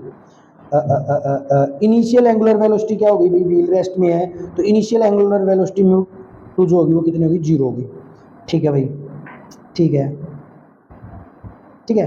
और यहाँ पर जो है हमें निकालना है, क्या निकालना है, एंगुलर एक्सेलरेशन यानी कि अल्फा की वैल्यू निकालनी है, तो इस फॉर्मूले में रख दो इन सभी चीजों को, देखो थीटा की वैल्यू कितनी है 200 is equal to mu naught t, यानी कि 0 हो गया ये तो सारा, ये तो 0 हो गया ना, क्योंकि वैल्यू 0 है तो टी से 0 हो जाएगा 0 प्लस 1/2, ठीक है जी, इंटू में अल्फा, इंटू में टी का स्केयर यानी कि 5 का स्केयर यानी कि 25, ठीक है जी, यानी कि 200 इज इक्वल टू ये 12.5 इंटू में अल्फा, अल्फा की वैल्यू क्या आ जाएगी 200/12.5, जब आप इसको कट करोगे तो 16 जो होगा इसका राइट आंसर आएगा, तो 16 4 जो होगा, फोर्थ जो होगा ऑप्शन राइट आंसर होगा। चलिएगा नेक्स्ट क्वेश्चन आपके सामने जो है वो दिया गया, बहुत अच्छा क्वेश्चन जो है ये भी आपको देखने को मिलेगा। ऐसे सूक्ष्मजीवी जलीय प्राणी जिनमें गमनीय योग्यता नहीं होती, पानी के प्रवाह के साथ बहते हैं, उनको बोलते हैं प्लैंकटन, याद रखिएगा, प्लैंकटन जो होते हैं उनमें किसी प्रकार का मूवमेंट नहीं होता, लोकोमोटरी एबिलिटी नहीं होती है, ये केवल वाटर फ्लो के साथ जो है फ्लो करती हैं। चलिएगा, साबुन की बुलबुलों की एक बहुत पतली पारदर्शी फिल्म है मोटाई 0 दे दी इसने, कितनी दे दी, मोटाई 0 दे दी। अब श्वेत प्रकाश के अंदर इसका रिफ्लेक्शन क्या होगा, एक बात याद रखना, अगर मोटाई 0 है ना तो आपका जो रिफ्रैक्शन जो होगा ना वो होगा ही नहीं, यानी कि रिफ्रैक्शन जो होगा वो 0 हो जाएगा। अगर सॉफ्ट फिल्म की थिकनेस 0 है तो नो इंटरफेरेंस ऑफ लाइट अकर, कोई भी इंटरफेरेंस नहीं होगी, और जब कोई भी फेनोमिना नहीं होती है ना लाइट की, तो उस टाइम पर आपको कलर कैसा मिलेगा, ब्लैक मिलेगा। याद रखना, जब लाइट की कोई भी फेनोमिना नहीं होती है तो कलर कैसा आएगा बच्चा जी, ब्लैक कलर आएगा, ठीक है। चलिएगा नेक्स्ट क्वेश्चन आप सभी के सामने, which of the following property does not describe A compound, तो कौन सी कंपाउंड को नहीं बताती है, ये दिखाया गया है। It can't be separated into its constituent by the physical means, तो ये फिजिकल मींट के द्वारा जो है, फिजिकल मींट के द्वारा सेपरेट नहीं किए जा सकते, बिल्कुल नहीं किए जा सकते भी, क्योंकि केमिकली तो सेपरेट किए जा सकते, फिजिकली नहीं किए जा सकते, ठीक है। ये इट इज कंपोज ऑफ 2 और मोर एलिमेंट, बिल्कुल ठीक भाई, कंपाउंड 2 या 2 से अधिक से बनते हैं। ये प्योर सब्सटेंस है, ये भी बिल्कुल ठीक है। It is mixed in any proportion by the mass, नहीं भाई, कंपाउंड की प्रॉपर्टी है, कंपाउंड जब बनेगा जब इनका प्रोपोर्शन यानी कि रेशियो जो होगा वो क्या होगा, फिक्स होगा, एनी वाले मिक्सचर कहलाएंगे। चलिएगा नेक्स्ट, रासायनिक पदार्थ एक्स तथा वाई आपस में संयुक्त होकर उत्पादन भी बनाते हैं, तो ये एक्स और वाई बनके क्या बनाते हैं भाई, पी बनाते हैं, ये आप याद रखिएगा। सामान्य रासायनिक अभिक्रिया के दौरान एक्स और वाई को सरल यौगिकों में में नहीं जोड़ा जा सकता। एक्स, वाई तथा पी के संदर्भ में निम्न में से कौन सा कथन सही है? अच्छे तरीके से देखिएगा भाई, कंपाउंड दिया गया है, यानी कि पी एक कंपाउंड है, बिल्कुल ठीक है। एक्स और वाई यौगिक है, नहीं भी एक्स और वाई एलिमेंट है, दो एलिमेंट एक कंपाउंड बना रहे हैं, ऊपर बात बता रखी है ये, तो एक्स और वाई, ये तो आप पढ़ोगे ना तो ही समझ में आ जाएगा, तो ये आपका ये गलत है, ये आपका गलत है, एलिमेंट है एक्स तथा देखो दूसरे में दे भी रखा है, ये ठीक है। पी का निश्चित संगठन है, पी का निश्चित संगठन है, बिल्कुल फिक्स्ड कंपोजिशन होगी चाहिए जब भी कंपाउंड बनेंगे, बिल्कुल ठीक है, ठीक है। तो 3 नहीं होगा भाई, यहां पर 3 है, यहां पर 3 है, यहां पर 3 है, आंसर आ गया बी। चलिए नेक्स्ट क्वेश्चन, निम्नलिखित में से कौन सी मुख्यतः रबी की फसल नहीं है? कौन सी रबी की फसल नहीं है? ठीक है, तो रबी आप सभी को पता है सर्दियों के मौसम में जो होती है उसको हम रबी बोलते हैं, तो रबी नहीं है, तो मस्टर्ड, पी, चना ये तो रबी है। मूंगफली नहीं है अभी, मूंगफली टिक कर लीजिएगा, मूंगफली रबी नहीं है, ये खरीफ की फसल है, मानसूनी फसल है, गर्मियों में होती है। परिस्थिति में जल में वाष्पन को बढ़ाती है, वाष्पन को कौन कौन बढ़ाता है देखिएगा, बहुत आसान क्वेश्चन है, ज्यादा नहीं है। तो यहां पर देखो वाष्पन को, ताप में वृद्धि, लवण मिला, अगर भाई साल्ट अगर ऐड कर दोगे ना तो वाष्पन कम हो जाएगा, ये तो गलत है। Increase in surface area rise the temperature, ये बिल्कुल ठीक है भाई, आप टेम्परेचर बढ़ा दो और सरफेस एरिया बढ़ा दो, इवोपोरेशन बढ़ जाएगा, ये आंसर मिल गया भाई हमें। Next, in fluid mosaic model of plasma membrane, अच्छा ये बात याद है ना, फ्लूइड मोशेक मॉडल जो है वो किससे रिलेटेड है? तो ये मॉडल जो है आपके स्ट्रक्चर ऑफ प्लाज्मा मेम्ब्रेन को दिखाता है, जो आपकी सेल की प्लाज्मा मेम्ब्रेन जो होती है, प्लाज्मा मेम्ब्रेन जो होती है उसको दिखाता है आपका कौन भी, ये वाली थ्योरी। थोड़ा डीप क्वेश्चन दे रखा है ये, ठीक है। Upper layer of non polar is non polar, बिल्कुल ठीक है, और हाइड्रोफिलिक, ये बिल्कुल ठीक है। एक मिनट रुकिएगा भाई, of the plasma membrane in fluid model में, ठीक है, क्या बताना फिर ये, polar layer is hydrophobic, a भी phospholipid of the protein form a middle layer, ये गलत है भाई, ये मिडल लेयर को प्रोटीन नहीं बनाता। अच्छा गलत बताना है, इसके अंदर दे नहीं रखा कुछ भी, इसमें गलत बताना है, तो ये तीनों थॉट जो है बिल्कुल ठीक है, ये गलत है। निम्नलिखित में से उष्मा निर्गमता है, तो फॉलोइंग प्रोसेस रिलीज हीट कौन रिलीज करेगा? एक बात याद रखना, कभी भी एक्सोथर्मिक रिएक्शन वो होगी जब कोई भी दो रिएक्शन जुड़ेंगी, ए प्लस बी, जब ए बी बनेगा तो हीट रिलीज होगी, एक्सोथर्मिक तब होगी। तो इसमें ये देख लो कब कब हीट, मतलब कोई चीज जुड़ रही है, कंडेंसेशन, कंडेंसेशन क्या प्रोसेस होती है, यहाँ पर गैस किस में कन्वर्ट हो जाती है, गैस लिक्विड में हो जाती है, तो जुड़ रही है, तो यहाँ पर हीट रिलीज होगी। वेपोराइजेशन, वेपर क्या बनती है, लिक्विड गैस में कन्वर्ट होती है, ये तो टूट रही है, तो इसको तो हीट की जरूरत पड़ेगी, काटो इसको। फ्रीजिंग, फ्रीजिंग का मतलब जुड़ना भाई, फ्रीजिंग का मतलब क्या, लिक्विड से सॉलिड में जाना, तो कोई चीज जुड़ेगी तो हीट रिलीज करेगी, बिल्कुल ठीक है। मेल्टिंग, टूटना, तो हीट चाहिएगी इसको, तो 1 और 3 इसका राइट आंसर होगा, 1 और 3 is the right answer, 4 is the right answer, ठीक है भाई। चलिएगा नेक्स्ट एंड आपका आज का जो है लास्ट क्वेश्चन है, इसके अंदर जो है हाईएस्ट आपको जो वेट जो आपको बताना, सर्वाधिक बार जो है वो किसमें होगा। मोलर कॉन्सेप्ट से क्वेश्चन, आपको ये पता होना चाहिए सबसे पहले तो मोलरिटी क्या है, जैसे कि इसका मोलर मास क्या है, आपका ग्लूकोज का मोलर मास क्या है, वैसे मुझे तो याद है, आप काउंट भी कर सकते हो, इसका मोलर मास होता है 342 इंटू में 0.2 मोल, ठीक है। कैसे काउंट करते हैं वो मैं आपको बता देता हूं, जैसे कि कार्बन है, कार्बन डाइऑक्साइड, इसका आपको मोलर मास निकालना है, तो कार्बन का जो मास जो होता है वो कितना होता है 12 प्लस में, ऑक्सीजन का कितना होता है 16, कितने ऑक्सीजन 2, तो 16 इंटू 2 32, तो ये टोटल कितना हो गया, ये टोटल जो हो गया आपका 44, और कितने मोल दिए गए हैं इंटू में 2.0, तो ये कितने हो गए 88 हो गए, ठीक है। तो ये हो गए 88, यहां पर इसको जब मल्टीप्लाई करोगे तो ये आ जाएगी 68.4 ग्राम, ठीक है। और कैल्शियम कार्बोनेट को जब कैलकुलेट करोगे तो कैल्शियम का 40, कार्बन का 12 और ऑक्सीजन का 16, 16 दिए 48, तो टोटल जो हो जाएगा ये हो जाएगा 100 इंटू में 2, तो ये हो जाएगा 200 ग्राम, तो मे भी 200 ग्राम सबसे ज्यादा होगा। कार्बन डाइऑक्साइड, हाइड्रोजन का कितना, वाटर का तो सभी को पता 18 इंटू में 10, तो 180, तो सबसे ज्यादा किसका है 200 किसका है, कैल्शियम कार्बोनेट का, ठीक है। तो मोलर मास से अच्छे खासे क्वेश्चन आते हैं, ये भी जो मैं आपको करवाऊंगा, ठीक है। तो ये आज के ये क्वेश्चन थे, ये हमारे जो थे, मैं आपको 1 मिनट रुकिएगा, बहुत इंपॉर्टेंट बात मैं आपको बताने वाला हूँ, कंक्लूजन इस क्लास का मैं आपको बताने वाला हूँ। अगली क्लास लेके आएंगे जिसमें हम 2023, 2021, 2020 इन सभी को निपटाएंगे। ठीक है, आज थोड़ी छोटी क्लास बना रहा हूँ क्योंकि पहली क्लास थी, कंक्लूजन दूंगा इस क्लास में, इसलिए जो है मैंने ये छोटी बनाई है। यहाँ पर आपको होमवर्क है, स्ट्रक्चर ऑफ एटम आपको करना है। यहाँ से आपको बहुत अच्छे क्वेश्चन जो आपसे पूछे गए हैं। एनिमल किंगडम आप कर लो, यहाँ से भी आपको बहुत अच्छे जो है क्वेश्चन पूछे गए हैं। ठीक है, ये 2 चैप्टर, और आपका जो टिश्यू का चैप्टर जो है ये आप कर लो, यहाँ से क्वेश्चन बहुत अच्छे क्वेश्चन पूछे गए हैं। न्यूमेरिकल में आपके लिए मैं क्या करूंगा, जितने भी न्यूमेरिकल आते हैं ना उनके फॉर्मूले बता दूंगा आपको, क्योंकि सारे न्यूमेरिकल फॉर्मूला बेस आते हैं, तो ये मैं आपको एक क्लास में करवा दूंगा।